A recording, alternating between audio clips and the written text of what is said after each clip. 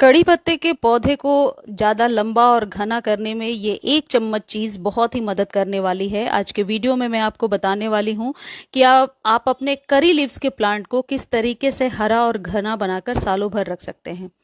करी पत्ता पर बहुत सारे वीडियोस मैंने शेयर किए हैं, लेकिन फिर भी बहुत लोगों की क्वेरी है कि मीठे नीम का जो पौधा है उसकी पत्तियां सूखी और बेजान सी हो रही हैं, पौधे की ग्रोथ नहीं हो रही है, या फिर पौधा जो है बहुत सालों से एक ही जैसा है, कभी भी बढ़ नहीं रहा। तो सबसे पहली चीज ये है कि ये जो करी लीव का प्लांट होता है, इसे 3 से 4 घंटे धूप की जरूरत पड़ती है।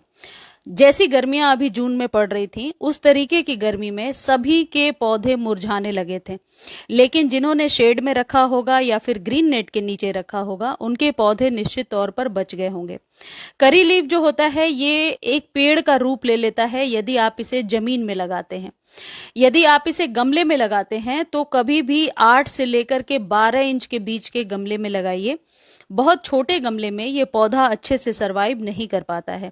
ग्रोथ तो हो जाती है, लेकिन फिर ग्रोथ एक टाइम पर रुक जाती है, क्योंकि नीचे से जो रूट बाउंड है वो बहुत ज़्यादा हो जाता है। दूसरी चीज़, सबसे इम्पॉर्टेंट चीज़ होती है सॉइल। सॉइल किस तरीके की आपने बना रखी है उस पर डिपेंड करता है आपके पौधे की ग्रोथ। जब हम अपने सभी पौधों को पानी देते हैं तो हमें लगता है गीली है और सबको पानी दे देना चाहिए। ऐसे में हमारे कई पौधे हैं जो खराब होने लगते हैं, खासकर करी लीव का जो प्लांट है।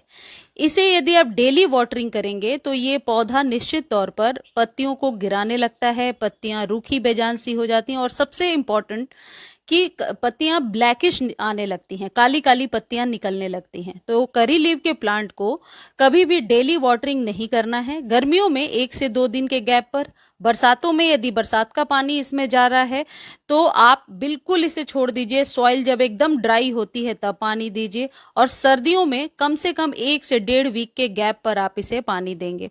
डेली पानी कभी भी नहीं देना है। हाँ, टेम्परेचर यदि 40 डिग्री एबव है तो आप एक बार किसी भी एक टाइम में, या तो मॉर्निंग में या इवनिंग में, एक टाइम में आप इसे पानी दे सकते हैं। अब अगली चीज ये है कि इसको घना किस तरीके से बनाना है। देखिए, ये जो स्टेम आपको दिख रही है, ये यदि 6 महीने पुरानी है तो बहुत आराम से स्प्रिंग में या अभी बरसातों में आप इसकी डीप कटिंग कर सकते हैं। करी लीव का जो प्लांट होता है, ये यदि ऊपर से आप कट करते हैं स्टेम के पास से, या ऊपर से 1-2 इंच काटते हैं, तो निश्चित तौर पर इसमें न्यू स्टेम निकलने लगती है।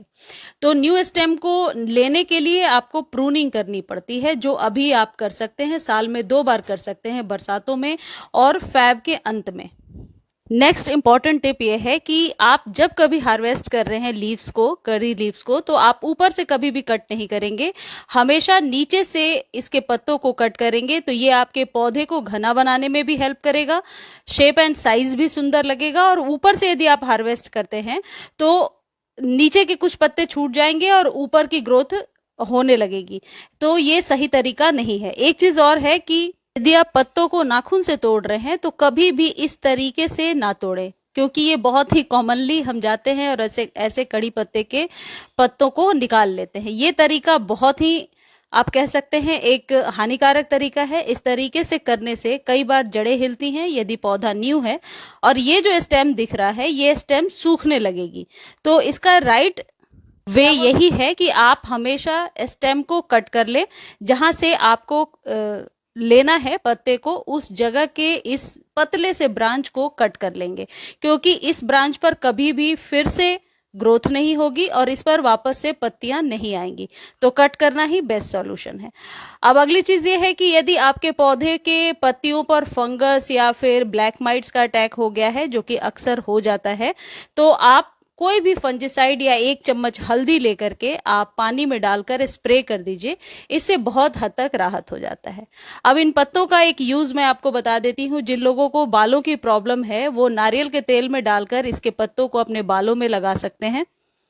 इससे हेयर फॉल की प्रॉब्लम सॉल्व हो जाती है। और करी लीव्स को खाने में ज़रूर इस्तेमाल कीजिए, कोलेस्ट्रॉल को कम करता है और जायका तो जाहिर है बढ़ाता ही है।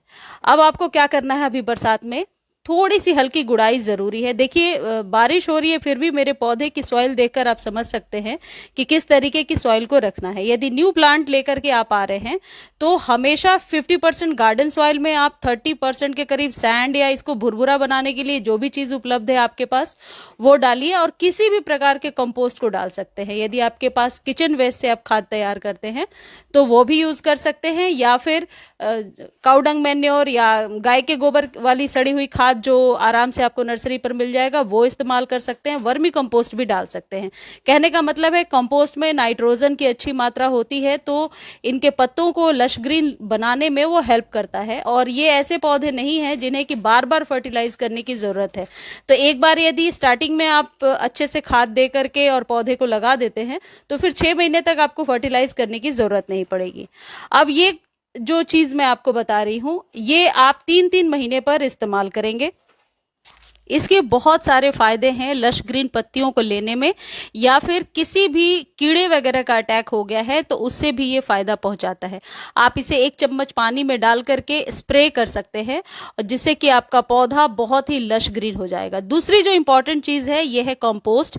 किसी भी प्रकार के कंपोस्ट को 1 चम्मच महीने में एक बार यदि आप दे देते हैं तो आप देखेंगे पौधे की ग्रोथ अच्छी हो रही है, स्टेम भी मोटी हो रही है और लश ग्रीन पत्तियां आ रही हैं। और बरसात इसके ग्रोथ का ही टाइम है। सिर्फ सर्दियों में इसे बचा करके रखना होता है, क्योंकि सर्दियों में इसके जो पत्ते हैं वो अक्सर झुक जाते हैं, काले होने लगते हैं और पौधा खराब होने लगता है। सिस्टमेटिकली खाद देंगे तो ग्रोथ अच्छी ले पाएंगे। ये जो वर्मी कंपोस्ट है इसे आसानी से आप नर्सरी से ले सकते हैं, और एप्सम सॉल्ट खरीदने का लिंक मैं डिस्क्रिप्शन में दे देती हूँ। जिन्हें चाहिए वो ले सकते हैं उस लिंक को क्लिक करके। ये जो दोनों खाद है ये देने के बाद आप ऊपर से पानी दे दीजिए। पानी देने का भी एक टेक्निक होता है। सॉइल में आप तब तक पानी दीजिए जब तक कि आपको नहीं लगता है कि ड्रेनेज से 1 या 2 बूंद पानी निकलने लगी है। बहुत ज्यादा ड्रेनेज से पानी निकल जाएगा तो फिर आप जो खाद दे रहे हैं वो खाद भी साथ में निकल जाएगा। इसलिए पानी इतना दीजिए कि ड्रेनेज के नीचे आपको थोड़ा सा पानी दिखाई पड़ने लगे। देखिए, और एक चीज और ध्यान रखिए कि पानी देने के पहले आपके सॉइल की प्यास इतनी होनी चाहिए कि पानी देते ही सूख जाए, जैसे मेरे गमले में आपको दिख रहा है। और जैसा मैंने बताया इस खाद को देने के बाद आप इसे सनलाइट में रख दीजिए और फिर आप देखिए ग्रोथ बहुत अच्छी होगी।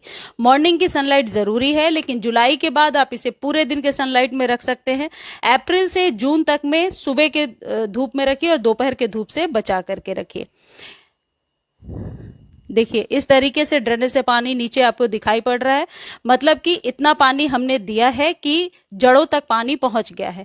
सिर्फ ऊपर ही ऊपर यदि पानी दे देते हैं और मिट्टी सख्त है और आपने पानी दे दिया तो ऊपर ही पानी रहता है। कभी आप ऐसा एक्सपेरिमेंट करके देख लेना, नीचे भी नहीं जाता पानी। जो सॉइल भुरभुरी होती है उसी में पानी नीचे तक जा पाता है। ऐसे ही कृषि से संबंधित वीडियो पाने के लिए कृपया हमारे चैनल को सब्सक्राइब करें, बेल आइकन दबाना ना भूलें। धन्यवाद।